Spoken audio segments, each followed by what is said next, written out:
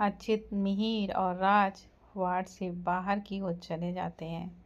अच्छा छाया को अंदर जाने को बोलता है। छाया खुद को नॉर्मल करके अंदर जाती है। वो अपनी नज़रें झुकाए वार्ड में जाती है। उसमें तो इतनी भी हिम्मत नहीं थी कि वो कबीर को नज़रें उठा के तो देख सके। अपने प्यार को दर्द में देखना सबसे बड़ा दर्द होता है। वही हालात छाया का था। कैसे वो इस इंसान को दर्द में देख सकती है जिसमें कभी एक खरोंच भी बर्दाश्त के बाहर हो। वो अंदर जाके अपनी नज़रें नीचे झुका के खड़ी हो जाती है। कबीर भी उसकी हालत समझ रहा था। वो आगे बढ़ के उसका हाथ पकड़ता है कि छाया की आंखों से आंसू झरने की तरह झरझर से बहने लगते हैं। वो वहाँ से मुड़ के जाने लगती है कि कबीर उसे अपने ऊपर खींच लेता है और छाया उसके सीने पर आके गिरती है। छाया उसके सीने से लगकर रोने लगती है। कबीर भी उसका सिर सहलाने लगता है। छाया काफ़ी देर तक उसके सीने से लगकर रोती रहती है। उसका सांत्वना होता देख कबीर उसको छेड़ते हुए ओए बोलता है, बीवी पूरा नाक मेरे कपड़ों पर ही साफ करना है क्या?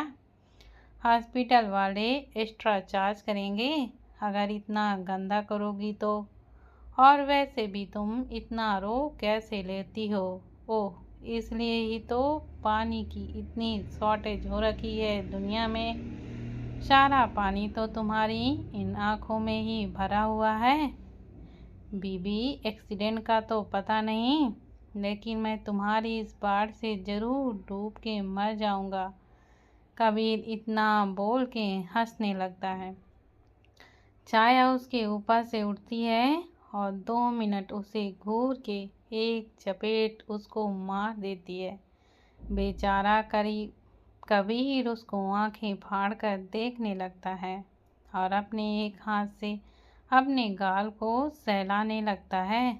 छाया अपने आंसू साफ करके अपने दोनों हाथ उसके अगल बगल रख के उस पे झुक के बोलती है, दोबारा से मरने की बात करी तो अपने इन्हीं हाथों से तुम्हारा मर्डर कर दूंगी।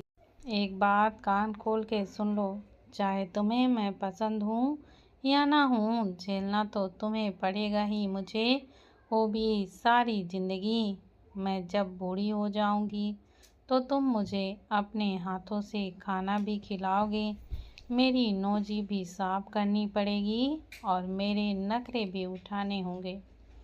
और अगर अब तुमने इससे ज़्यादा चपट चपट करी तो दूसरा पैर भी तोड़ के तुम्हारे मुंह में दे दूंगी, फिर चाहे सारी ज़िंदगी तुम्हें व्हील चेयर पे क्यों ना घुमाना पड़े। छाया इतना बोल के उठ जाती है कि कबीर उसकी कमर में हाथ डालकर उसे खुद के ऊपर ही गिरा लेता है और अपने दोनों हाथ उसकी कमर पे लपेट के बोलता है, बीवी मैं तो सारी ज़िंदगी तुम्हें संभालने के लिए रेडी हूँ। अगर तुम छोड़ के भी जाना चाहोगी तो भी नहीं जाने दूंगा। बुढ़ापे में दोनों सर्दी के मौसम में एक ही ब्लैंकेट में घुस के पकौड़े खाएंगे। मैं तुम्हारा नाक भी साफ करूंगा और सबसे ज़्यादा जब तुम्हारे हाथ पैर काम करना बंद कर देंगे तब तुम्हारी हेल्प भी करूंगा चेंज करने में। कबीर अपनी बात ख़त्म करके जोर जोर से हंसने लगता है। छाया खुद को उससे छुड़ाने लगती है, लेकिन कबीर तो उसको सताने के मूड में था। तभी डोर नॉक होता है।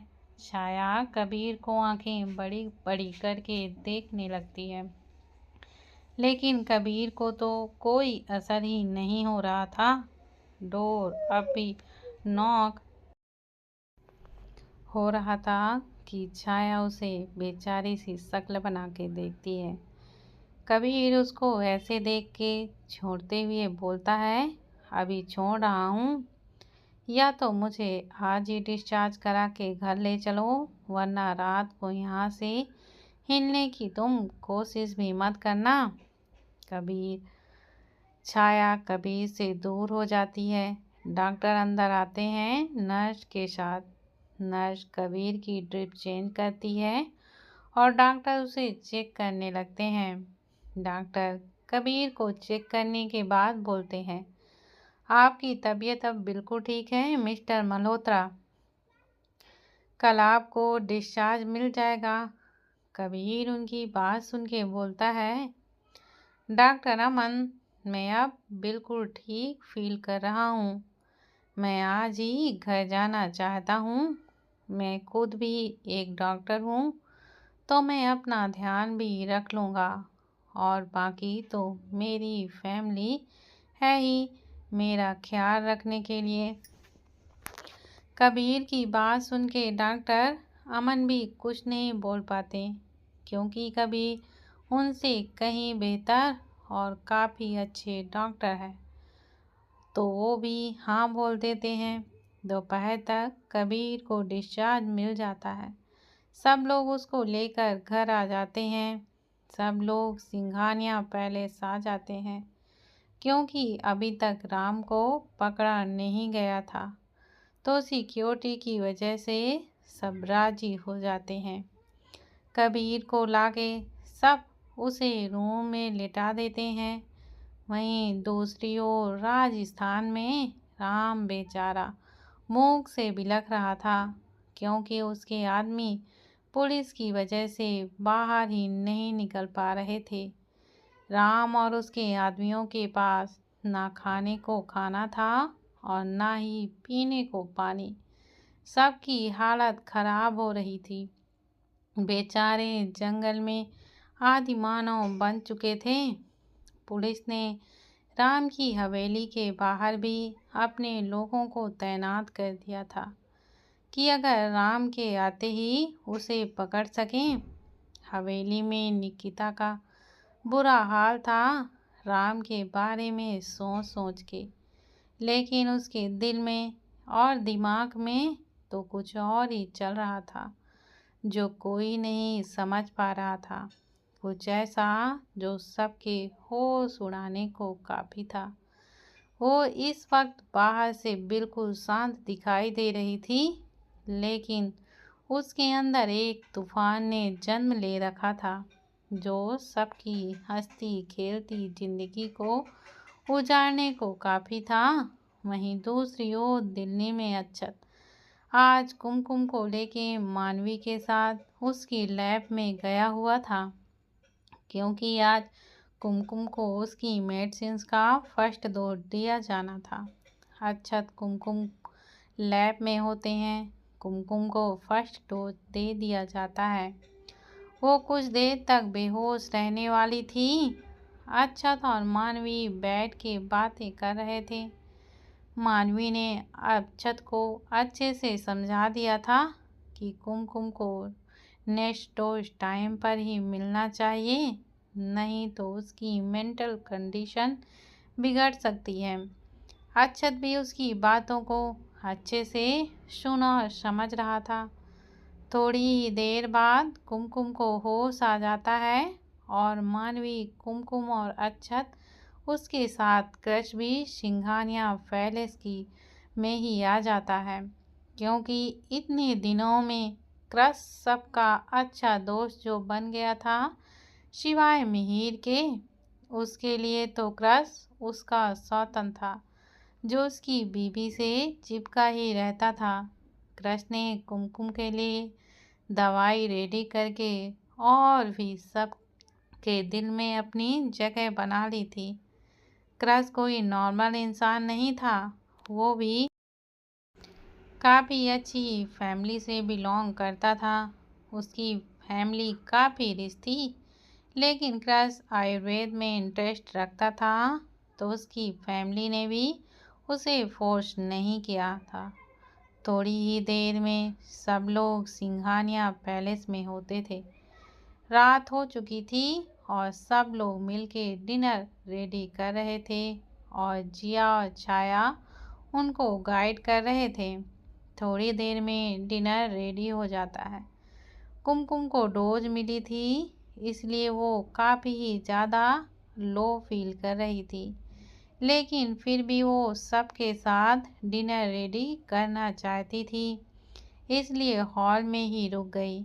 डिनर टाइम पे कबीर ने पूरा घर सिर पे उठा कर रखा था, क्योंकि वो दोपहर से बस कमरे में ही लेटा हुआ था और बहुत चिड़चिड़ा हो गया था।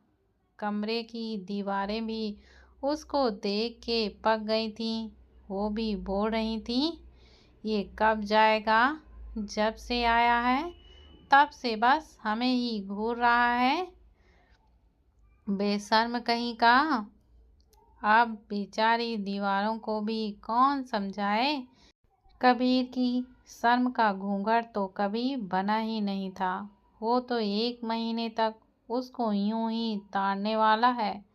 छाया कबीर से कुछ घंटों में ही परेशान हो गई थी, क्योंकि उसकी नई नई फरमाइशें वो कैसे पूरी करे। कबीर को उठने के चक्कर में तो उसकी ऊपर की ही टिकट कट जाएगी।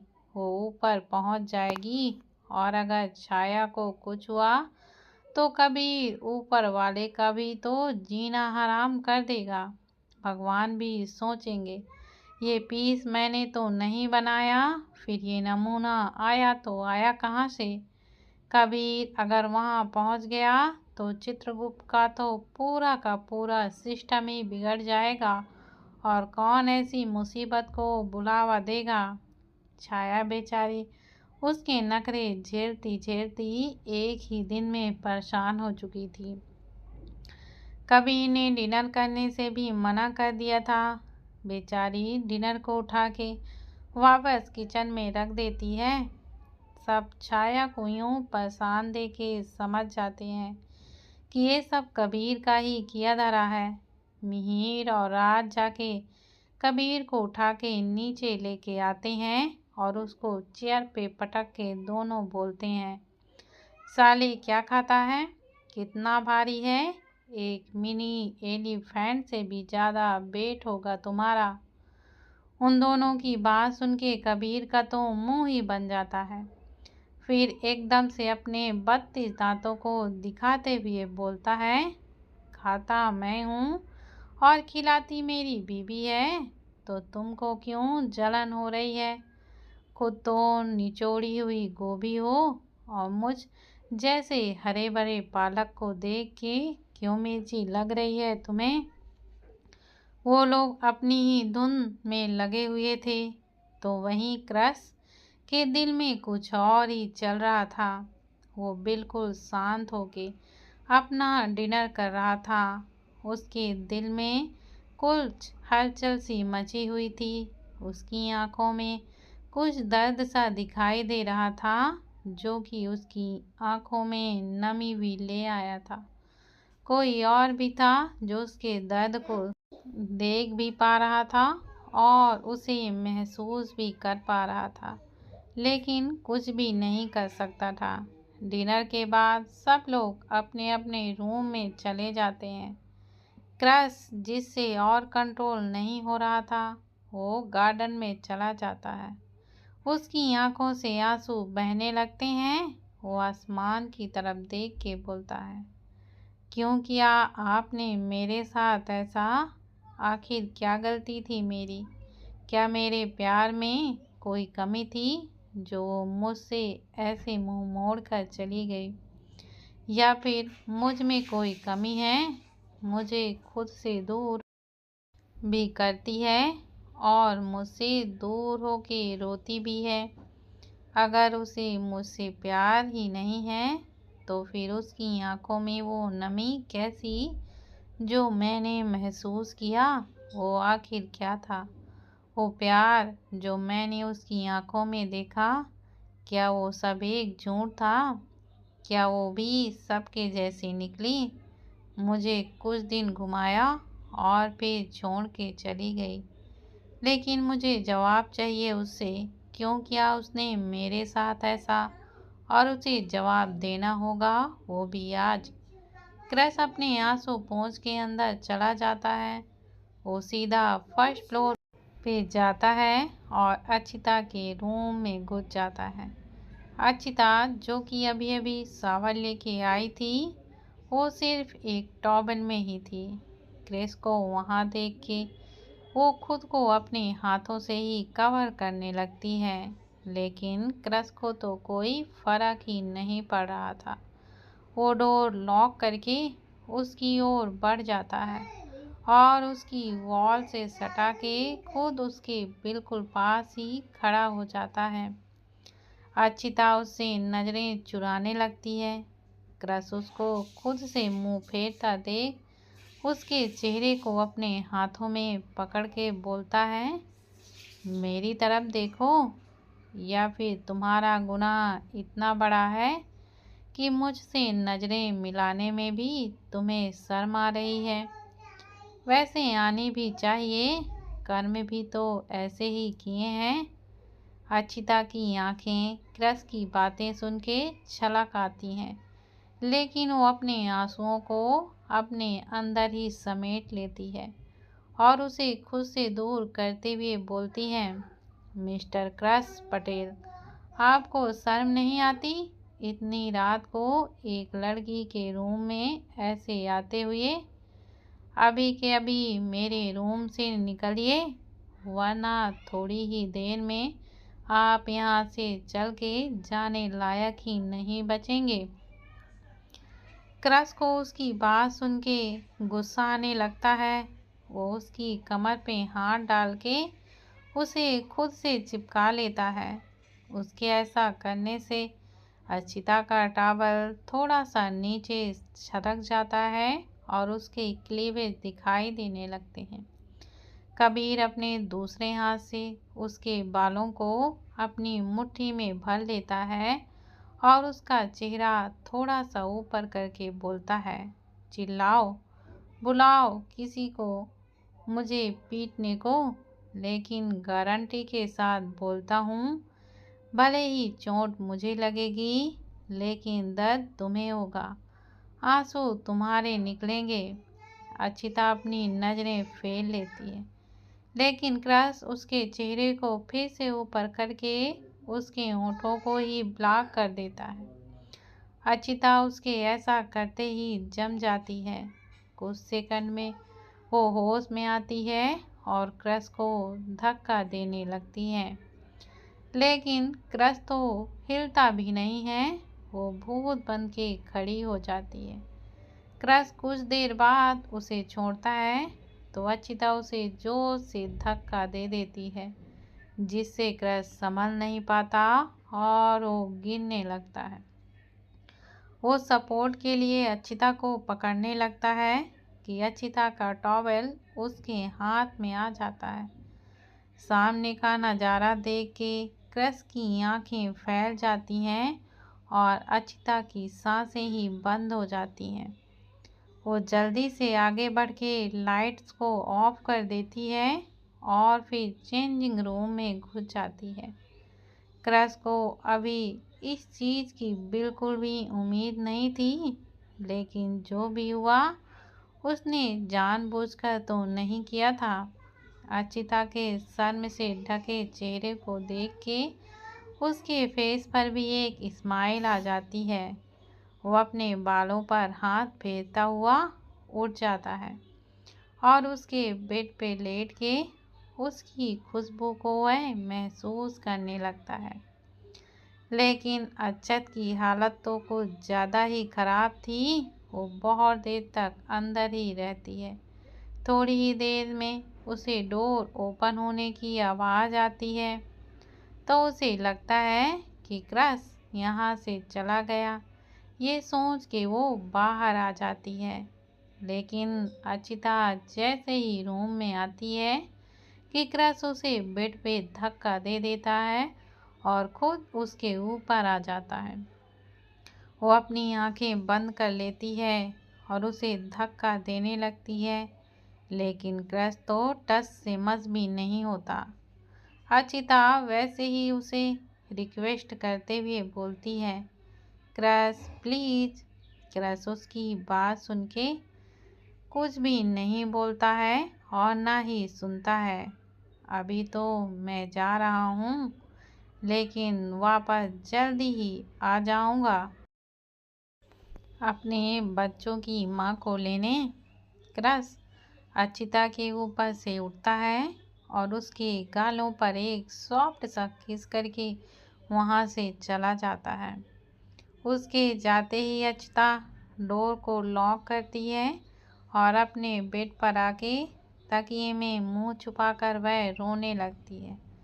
वो काफ़ी देर तक ऐसी ही रोती रहती है। वो अपना फ़ोन उठाती है और उसमें क्रश की फ़ोटो निकाल के उसको देखते हुए बोलती है, मैं कैसे कहूँ तुमसे कि मुझे भी मोहब्बत है तुमसे। मैं तुम्हारे न खून के भी बराबर नहीं हूँ। तुम मेरा सच नहीं जानते। जिस दिन जान जाओगे उस दिन मेरी परछाई से भी नफरत हो जाएगी तुम्हें। तुम मेरी शक्ल भी देखना पसंद नहीं करोगे। मैं तुम्हारा गुस्सा झेल लूँगी, लेकिन तुम्हारी नफरत नहीं। तुम्हारी आँखों में खुद के लिए बेगानापन देख के मर जाऊँगी। इसलिए बेहतर है कि तुम यही सोचो कि मैं तुमसे प्यार नहीं करती। रात के पता नहीं किसी पहर उसकी आंखें लगती हैं और वो नींद के आगोश में चली जाती हैं। रात को लेट सोने से वो काफ़ी देर से उठती है और वो जल्दी से रेडी होकर हॉल पर चली जाती है। आज संडे था तो किसी को कहीं जाना भी नहीं था, इसलिए आज सब घर पर ही मस्ती करने वाले थे। अचिता जब नीचे आती है तो उसकी नज़रें फिर से क्रश से मिल जाती हैं और उसे रात का सीन याद आने लगता है। क्रश सबसे बच के उसे एक आंख मार देता है, लेकिन अचिता उसे इग्नोर करके जिया के पास जाकर बैठ जाती है। सब लोग नाश्ता करने लगते हैं। नाश्ता करते हुए ही राज बोलता है, दादी ये डॉक्टर तो पैर तोड़वा के बैठा है लंगड़ा बन के, और हमने प्लान इस संडे को फार्म हाउस जाने का बनाया था, तो वहाँ तो जा ही नहीं सकते, तो क्यों ना आज घर पर ही हम सब क्रिकेट खेलें। राज की बात पर सब एग्री हो जाते हैं, लेकिन हमारे कबीर का तो माथा ठनक गया था। उसकी बात सुन के वो राज को फिर मारते हुए बोलता है, अबे साले बिना फंडी के मकान, मेरी तो सिर्फ टांगें टूटी हैं, लेकिन तेरा मैं सब कुछ तोड़ दूंगा। मेरे दोनों हाथ अभी भी सलामत हैं। तेरे दोनों इन सूखे बांसों को तोड़ने के लिए काफ़ी हैं। तूने मुझे लंगड़ा बोला कैसे? दाज उस पे अपना नाइफ फेंकते हुए बोलता है, तेरी बची हुई टांग की तो मैं ऐसे ही सर्जरी करूँगा, फिक्र मत कर। और ऐसी करूँगा कि अगले जन्म भी सर्जरी वाली टांग लेकर ही पैदा होगा। और तू लंगड़ा है तो तुझे लंगड़ा ही बोलूँगा, टकला तो बोलूँगा नहीं ना। पर तुझे इतनी प्रॉब्लम क्यों हो रही है? क्या तू चाहता है कि मैं तेरे लिए नाई बन जाऊं? वैसे भी मुझे कोई दिक्कत नहीं है, बस 50 मिलियन मुझे दे दियो। अब जब कबीर को कुछ बोले और वो चुप हो जाए, ऐसा तो हो ही नहीं सकता। तुझे मैं नाई नहीं बनाई, बाई बनाऊंगा, वो भी मेरे बच्चों की। वो जब तेरे ऊपर सूसू करेंगे तो मुझे बड़ा ही मज़ा आएगा। कबीर जवाब देता है। अब टर्न राज की थी और उसका जवाब कुछ ऐसा था, तेरे बच्चे तो सिर्फ सूसू करेंगे, मेरे तो तेरे ऊपर पॉटी भी करेंगे। राज इतना बोलकर जोर जोर से हंसने लगता है, लेकिन कबीर बेचारे का तो खाना ही बाहर आ जाता है।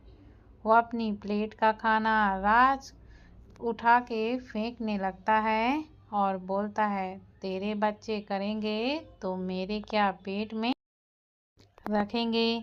रोज तुझसे ही उनके डायपर साफ नहीं करवाया तो मेरा नाम भी कबीर मल्होत्रा नहीं।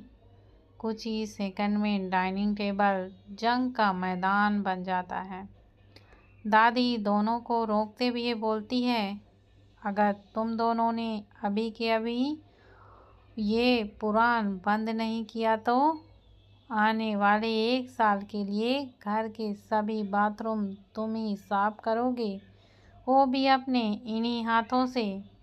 और क्या क्या बच्चे बच्चे लगा रखा है, तुम लोगों से कुछ होता तो नहीं है, आए बड़े नालायक कहीं के। दादी इतना बोलकर वहाँ से चली जाती हैं और बाकी सब भी धीरे धीरे वहाँ से निकल लेते हैं।